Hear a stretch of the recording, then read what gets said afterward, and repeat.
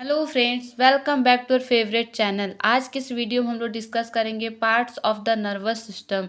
Nervous system को two parts में divide किया गया है। First one is central nervous system and second one is peripheral nervous system. Central nervous system and peripheral nervous system याद करने का बहुत ही अच्छा तरीका है। आप लोग जैसे कि देखिए कि कोई भी आप चीज़ लेते हो, उसकी जो मिड का पोर्शन होता है या फिर जो सेंटर होता है, उसके बीच के या फिर हेड पोर्शन को हम लोग कहते हैं सेंटर। तो ऐसे ही हमारी बॉडी में brain and spinal cord center है, तो उसे हम लोग कहते हैं central nervous system. And second है जो पेरिफेरल नर्वस सिस्टम, तो पेरिफेरल में होता है आउटर पोर्शन। तो सेंट्रल नर्वस सिस्टम से जितने भी नर्व्स जुड़े हुए हैं, जितने भी उसके चारों तरफ नर्व्स फैले हुए हैं, उससे कनेक्टेड हैं, उसे हम लोग पेरिफेरल नर्वस सिस्टम कहते हैं। ठीक है, सेंट्रल नर्वस सिस्टम।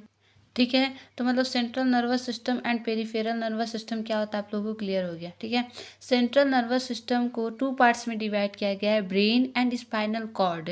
ठीक है, ब्रेन एंड स्पाइनल कॉर्ड जो होते हैं सेंट्रल नर्वस सिस्टम है। एंड पेरिफेरल नर्वस सिस्टम भी टू पार्ट्स में डिवाइड है। फर्स्ट है autonomic nervous system and second है वॉलंटरी नर्वस सिस्टम। इस वीडियो में हम लोग central nervous system, peripheral nervous system मैंने बता ही दिया है। अब आगे हम लोग ब्रेन के बारे में, स्पाइनल कॉर्ड के बारे में, ऑटोनॉमिक नर्वस सिस्टम के बारे में एंड वॉलंटरी नर्वस सिस्टम के बारे में देखते हैं। सब पहले हम लोग देखते हैं ब्रेन के बारे में। चलिए देखते हैं ब्रेन। तो पहले देखते हैं ब्रेन क्या होता है। Brain is the highest coordinating centre in the body. Brain is the highest coordinating centre in the body. ठीक है, ब्रेन को थ्री पार्ट्स में डिवाइड किया गया है, fore brain, mid brain and hind brain. जो आगे वाला पोर्शन होता है उसे हम लोग कहते हैं फोर ब्रेन, एंड बीच वाले पोर्शन को मिड ब्रेन, एंड पीछे वाले पोर्शन को हम लोग कहते हैं hind brain. Fore brain, mid brain and hind brain. Fore brain को भी टू पार्ट्स में डिवाइड किया गया है, सेरिब्रम एंड हाइपोथैलेमस। मैंने यहाँ पे थैलेमस भी लिखा है। मतलब कि अब आप मैक्सिमम बुक में देखेंगे, स्पेशली 9th और 10th के 11th 12th के बुक में भी, तो आपको सेरिब्रम और हाइपोथैलेमस के ही बारे में पढ़ना है।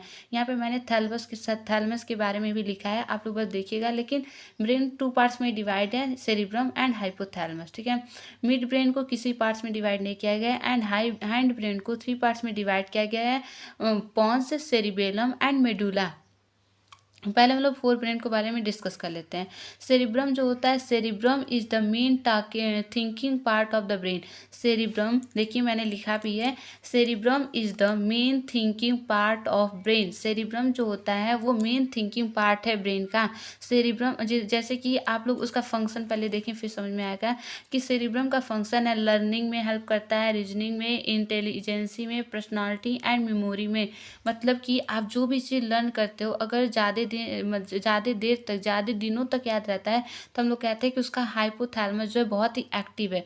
क्योंकि लर्निंग, कोई भी चीज़ याद रखने की कैपेसिटी को ही हमारा हाइपोथैलेमस ही बढ़ाता है, या फिर याद रखने की कैपेसिटी जो होती है वो हाइपोथैलेमस भी उसे कंट्रोल करता है। ठीक है, जो और इंटेलिजेंसी, जिसकी हाइपोथैलेमस जितनी एक्टिव होती है वो उतना ही ज़्यादा इंटेलिजेंट होता है। पर्सनालिटी डेवलप या फिर कहें पर्सनालिटी जिसकी अच्छी होती है, हाइपोथैलेमस उनका उतना ही अच्छा होता है। या फिर ये कहें कि हाइपोथैलेमस जिसका जितना ही अच्छा होता है उसकी learning power, intelligency, personality and memory बहुत ही अच्छी होती है। ठीक है, मेमोरी कहने का मतलब कि जिसकी हाइपोथैलेमस अच्छी होती है उनकी मेमोरी अच्छी होती है। ऐसे से जो लोग बूढ़े हो गए हैं उनकी हाइपोथैलेमस धीरे धीरे कमज़ोर होती जाती है। ठीक है, अभी जब आप बूढ़ों के पास जाएंगे या फिर अपने घर के जो बुजुर्ग होते हैं उनके पास जाएंगे, तो अगर ज़्यादा दिन बाद आप जाएंगे तो कहेंगे ओह ये है। ठीक है, वो सोचेंगे फिर बोलेंगे, क्योंकि उनके हाइपोथैलेमस जो होती है वीक हो गई रहती है, तो वो उनके मेमोरी जो होती है, फिर याद करने की जो कैपेसिटी होती है वो बहुत ही वीक हो जाती है। और जो है, किसी की याद करने की कैपेसिटी ज़्यादा होती है तो वो है हमारा यंग वंस या फिर कहें स्टूडेंट की जो याद करने की कैपेसिटी होती है वो बहुत ही ज़्यादा होती है। ठीक है, आगे हम लोग देखेंगे थैलेमस के बारे में बता दें। देखिए थैलेमस और हाइपोथैलेमस में क्या डिफरेंस है। थैलेमस जो होता है वो इंटरनल ऑर्गन को कंट्रोल करता है, या फिर इंटरनल मीन्स जिसमें जो हार्मोनल कंट्रोल होते हैं, लर्निंग पावर होती है, इंटेलिजेंसी होती है, पर्सनालिटी, मेमोरी, इन सबको हमारा हाइपोथैलेमस कंट्रोल करता है। एंड थैलेमस जैसे हमें ठंडी लग रही है, हमें गर्मी लग रही है, डर लग रहा है, मतलब ये सारी जो एक्सटर्नल टेम्परेचर को या फिर क्या एक्सटर्नल इन्वायरमेंट को जो सेंस करता है है वो हमारा थैलमस है, और इंटरनल इन्वायरमेंट को जो सेंस करता है वो हमारा हाइपोथैलमस है। ठीक है। सेकंड है मिड ब्रेन का एक ही फंक्शन है जो fore brain and hind brain को कनेक्ट करता है। ठीक है, फोर ब्रेन भी क्लियर हो गया, मिड ब्रेन भी क्लियर हो गया। थर्ड है हैंड ब्रेन को 3 पार्ट्स में डिवाइड किया गया है, पॉन्स, सेरिबेलम एंड मेडुला। पहले हम लोग देखते हैं पॉन्स के बारे में। पॉन्स जो होता है, pons is the part of hind brain. Pons जो होता है हाइंड ब्रेन का एक पार्ट है। ठीक है, ये क्या करता है, ब्रेन को और स्पाइनल कॉर्ड को कनेक्ट करने का वर्क करता है।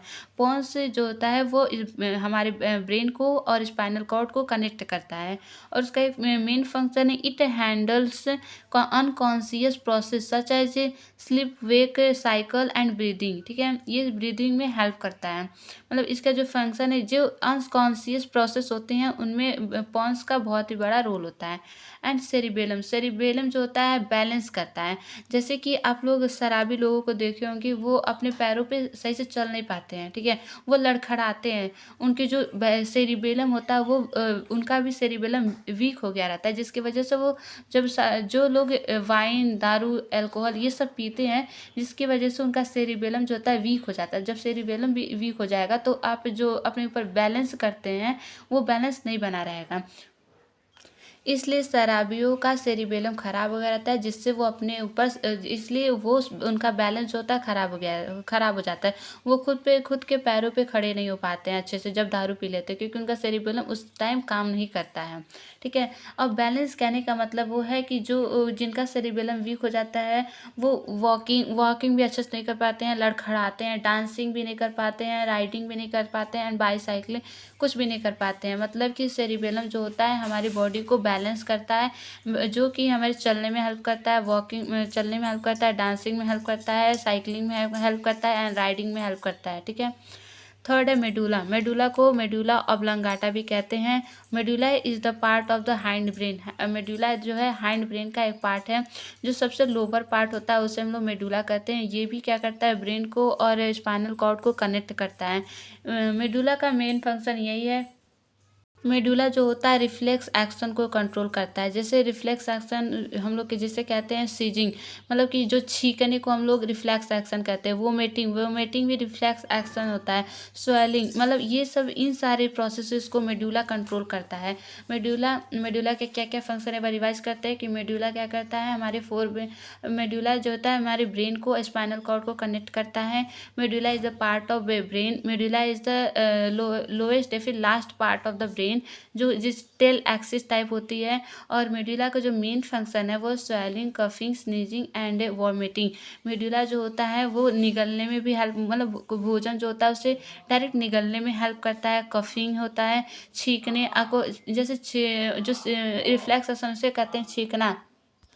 स्नीजिंग, वोमिटिंग भी एक रिफ्लेक्सेशन, जो चीज़ें अचानक से हो जाती हैं जिसे हम लोग सोचे नहीं रहते हैं उसे हम लोग रिफ्लेक्स एक्शन कहते हैं। तो रिफ्लेक्स एक्शन को मेडुला कंट्रोल करता है। ठीक है, ब्रेन के बारे में जितने भी टॉपिक हो सकते थे वो सब हमने देख लिया। अब देखेंगे हम लोग स्पाइनल कॉर्ड के बारे में। ठीक है, spinal cord is a cylindrical structure. Spinal cord एक सिलेंड्रिकल स्ट्रक्चर है। It is enclose in a bony cage called vertebral column. ये जो होता है स्पाइनल कॉर्ड एक रिब केज से या फिर बैकबोन से कवर्ड है, जिसे हम लोग कहते हैं वर्टिब्रल कॉलम। स्पाइनल कॉर्ड जो होता है ये थ्रेड लाइक होता है, जिसके ऊपर एक बैकबोन की कवरिंग होती है, बोन्स की कवरिंग होती है जिसे बैकबोन कहते हैं। बोन्स की कवरिंग होती है जिसे बैकबोन कहते हैं, और उसे वर्टिब्रल कॉलम भी कहते हैं। आई होप आप लोग वर्टिब्रल कॉलम और इनवर्टिब्रल कॉलम के बारे में जानते होंगे, या फिर वर्टिब्रेट और इनवर्टिब्रेट के बारे में जानते होंगे। वर्टिब्रेट उसे कहते हैं वो ऑर्गेनिज्म जिसके पास वर्टिब्रल या फिर वो ऑर्गेनिज्म जिसके पास बैकबोन प्रेजेंट होते हैं उसे हम लोग वर्टिब्रल कॉलम कहते हैं या फिर वर्टिब्रेट कहते हैं। और वो ऑर्गेनिज्म जिसके पास बैकबोन एब्सेंट होते हैं उसे हम लोग इनवर्टिब्रेट कहते हैं। ठीक है, वर्टिब्रेट और इनवर्टिब्रेट में यही डिफरेंस है कि those organism which are present in backbone is called vertebrate and those organism which are absent in backbone is called invertebrates. ठीक है। थर्ड है spinal cord is also surrounded by membrane called meninges. जो देखिए जो spinal cord है वो एक membrane से कवर्ड होती है जिसे हम लोग मेनिंजिस कहते हैं। फोर्थ है as many as 31 pairs of nerves arise from spinal cord. हमारे स्पाइनल कॉर्ड में 31 पेयर्स ऑफ नर्व्स होते हैं एंड वर्टिब्रल कॉलम में 26 जो होते हैं बोन्स होते हैं। आप लोग इसे ये बहुत इंपॉर्टेंट है कि हमारे वर्टिब्रल कॉलम में जो 26 बोन्स होते हैं और उसमें 31 पेयर्स ऑफ नर्व्स होते हैं, ठीक है। और स्पाइनल कॉर्ड को बॉडी का सेकंड ब्रेन भी कहते हैं, ठीक है। इसकी मेन फंक्शन जो है रिवाइज करते हैं। स्पाइनल कॉर्ड को हम लोग स्पाइनल कॉर्ड जो होता है सिलेंड्रिकल स्ट्रक्चर होता है। इस स्पाइनल कॉर्ड जो होता है बोनी केस से कवर्ड होता है जिसमें हम लोग वर्टिब्रल कॉलम कहते हैं। स्पाइनल कॉर्ड एक मेम्ब्रेन से कवर्ड होता है जिसे हम लोग मेनिंजेस कहते हैं। स्पाइनल कॉर्ड्स में जो होते हैं 31 पेयर्स ऑफ नर्व्स प्रेजेंट होते हैं। और स्पाइनल कॉर्ड में जो स्पाइनल कॉर्ड जो होता है जिस बोन से कवर होता है उसमें जो बोन्स होते हैं वो 26 होते हैं। और स्पाइनल कॉर्ड को हम लोग ब्रेन बॉडी का सेकंड ब्रेन भी कहते हैं। और स्पाइनल कॉर्ड क्या करता है, रिफ्लेक्स एक्शन को कंट्रोल करता है। जैसे जो हम पहले मेडुला में बताया था, स्नीजिंग, स्वेलिंग, वोमिटिंग, ये सारे जो होते हैं वो मेडुला जो कंट्रोल करता है। उन सारे को मेडुला और फिर पॉन्स और सेरिबम ये सारे स्पाइनल कॉर्ड्स के ही पार्ट है, स्पाइनल कॉर्ड से ही कनेक्टेड है। तो स्पाइनल कॉर्ड भी रिफ्लेक्स एक्शन को कंट्रोल करता है, ठीक है। और हम लोग अब देखेंगे पेरिफेरल नर्वस सिस्टम के बारे में। पेरिफेरल नर्वस सिस्टम को 2 पार्ट्स में डिवाइड किया गया है, autonomic nervous system and voluntary nervous system. Autonomic nervous system कहने का मतलब है कि ऑटोनॉमिक मीन्स समझिए पहले क्या होता है। ऑटो मीन्स होता है सेल्फ और नोमोस मीन्स होता है ग्रोइंग, गवर्निंग, ठीक है। तो ऑटो मीन्स होता है सेल्फ और नोमोस मीन्स होता है गवर्निंग। ऑटोनॉमिक कहने का मतलब जो काम स्वयं हो जाता है उसे हम लोग ऑटोनॉमिक नर्वस सिस्टम कहते हैं, ठीक है। ऑटोनॉमिक नर्वस सिस्टम में देखते हैं क्या क्या होता है। ऑटोनॉमिक नर्वस सिस्टम को सेल्फ गवर्निंग नर्वस सिस्टम भी कहते हैं, ठीक है। The autonomic nervous system controls and regulates the function of the internal organ of our body, जिसे हम लोग इनवॉलंटरी नर्वस सिस्टम भी कहते हैं, ठीक है। इनवॉलंटरी और वॉलंटरी नर्वस सिस्टम के बारे में आई होप आप लोग जानते होंगे। ये ऑटोनॉमिक नर्वस सिस्टम का जो फंक्शन होता है वही फंक्शन इनवॉलंटरी में भी होता है, ठीक है। ऑटोनॉमिक नर्वस सिस्टम का बनने का मतलब वो क्लियर हो गया कि autonomic nervous system controls the and regulates the function of the internal organ of our body, ठीक है। यही काम जो होता है इनवॉलंटरी भी करता है। मतलब कि जो आपके हार्ट बीट होते हैं वो आप पे डिपेंड नहीं करते कि जब चाहे आप चाहो तो वो बीट करे, जब ना आप चाहो तो ना बीट करे, नहीं ना। ये हार्ट अपना ऑलवेज बीट करता रहता है। मतलब कि ये इनवॉलंटरी फंक्शन रोल प्ले करता है, ठीक है। जैसे कि किडनी, ऐसा थोड़ी ना आप खाना खा लिए तो जब आप चाहोगे तभी किडनी अपना वर्क करेगा, नहीं। किडनी अपना वर्क अपने जब वो चाहता है तो वो कर लेता है।